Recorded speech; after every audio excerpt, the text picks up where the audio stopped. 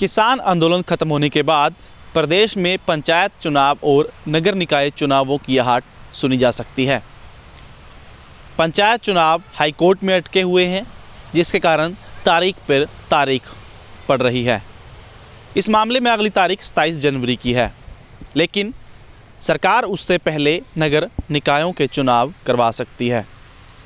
आपको बता दें, हरियाणा में कुल 53 ऐसे नगर परिषद पालिकाओं के नगर निगमों के चुनाव कुल मिलाकर 53 होने हैं, जो कि प्रस्तावित हैं। लेकिन किसान आंदोलन के चलते भी ये चुनाव नहीं हो पा रहे थे।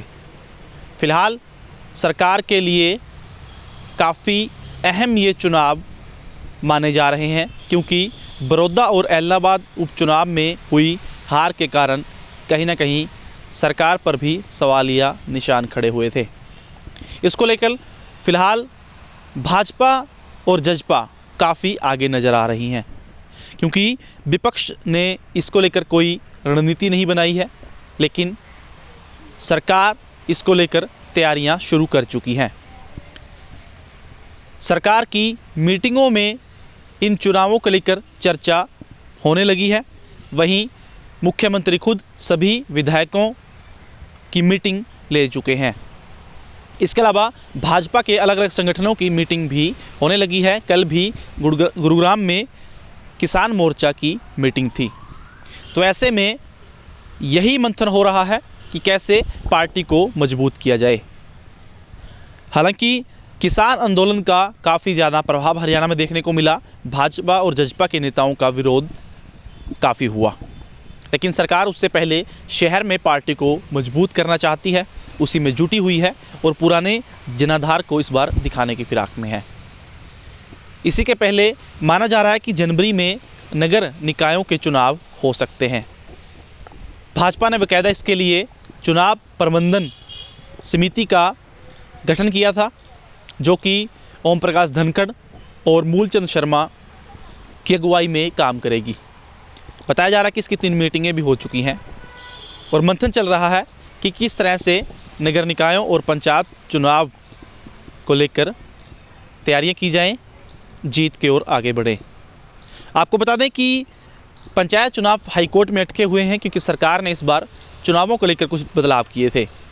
जैसे कि 50% महिलाओं को आरक्षण दिया गया था और इसके अलावा 8% BC वर्ग के लिए कोटा निर्धारित किया था। लेकिन ये मामला फ़िलहाल हाईकोर्ट में विचाराधीन है और 27 जनवरी इसकी अगली तारीख है।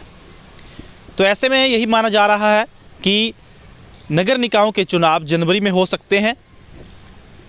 अगर किसी कारणवश जनवरी में नहीं होते तो यूपी और पंजाब के चुनाव के बाद ये चुनाव होंगे, क्योंकि हरियाणा के बहुत से नेता हैं जिनकी दूसरे राज्यों में ड्यूटियां लगती हैं, चुनाव प्रचार के लिए जाते हैं। तो ऐसे में कहीं ना कहीं आहट सुनी जा सकती है और जिन इलाकों में ये चुनाव होने हैं उन इलाकों के नेताओं को, विधायकों को निर्देश दिए गए हैं कि वो इलाकों में काम करें। इसके अलावा जो नगर निगम परिषद और नगर पालिकाओं के जो अधिकारी हैं उनसे भी विकास कार्यों जो करवाने हैं उसकी लिस्ट मांगी गई है।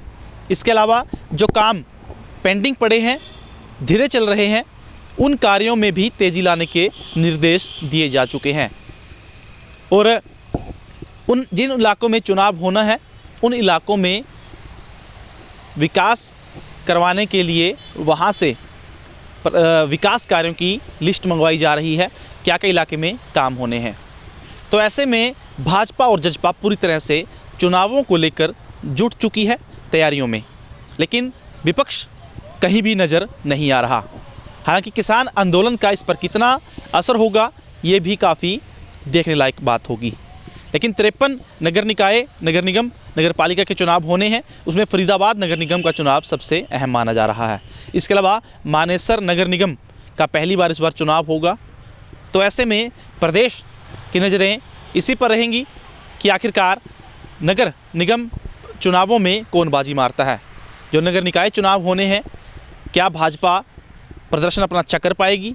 ऐसी उम्मीद जताई जा रही है कि पंचायत चुनाव से पहले भाजपा और जजपा शहरी इलाकों में अपना प्रभाव दिखाना चाहती है और उन्हीं शहरी चुनावों को जीतकर वो गांवों में लड़ाई के लिए एंट्री करेगी। आने वाले समय ही बता पाएगा कि क्या भाजपा जजपा अपना दबदबा कायम रखती है या फिर किसान आंदोलन और बाकी मुद्दों का भाजपा जजपा को नुकसान होगा और दोनों पार्टियां किस तरीके से समन्वय बिठाकर चुनाव लड़ती हैं, यह भी काफ़ी देखने लायक बात होगी। कैमरा पर्सन अमन राज के साथ प्रदीप पंटाल, अंबाला न्यूज़ अपडेट्स।